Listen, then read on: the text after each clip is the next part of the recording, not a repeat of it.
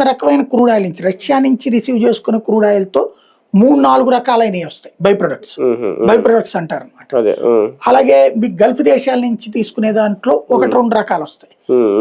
By products అనేది ఒక్కొక్క దానికి ఒక్కొక్కటి. ఇప్పుడు టెన్నర్ వాడతాం మనం, అది కూడా బై ప్రొడక్ట్. అదే పెట్రోకెమికల్స్ లో అదొక ఇది. అట్లాగే విమాన ఆయిల్ వస్తాయి. ఇట్లాగా ఒక్కొక్క క్రూడ్ ఆయిల్ నుంచే వస్తాయి ఇవన్నీ.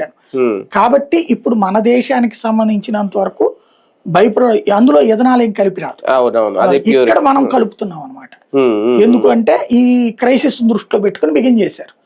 దాన్ని వీళ్ళు వద్దంటున్నారు అనుకోండి, మాక్సిమం రేపు ఓన్లీ దేశంలో మన దేశం వరకు పెట్రోల్ ఉత్పత్తిని మన దగ్గర పెంచుకోవడం కుదరదా?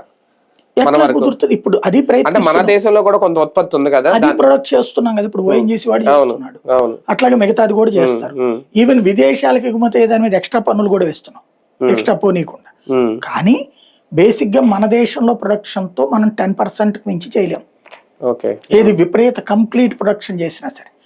ఇప్పుడు మోడీ ఏం చేశాడంటే దేశవ్యాప్తంగా ప్రైవేట్ కంపెనీలు ఎవరైతే ఈ భూగర్భ వ్యవహారాలు సెట్ చేస్తాయో అలాంటి ఎక్స్పీరియన్స్ ఉన్న కంపెనీలు పిలిచారు టెండర్లు. దేశంలో ఇప్పుడు మొన్న అందుకనే మనకు గోల్డ్ దొరికింది. కుప్పం దగ్గరది గోల్డ్ కావచ్చు, లేకపోతే అక్కడది స్వర్ణగిరిది కావచ్చు, జొన్నగిరిది.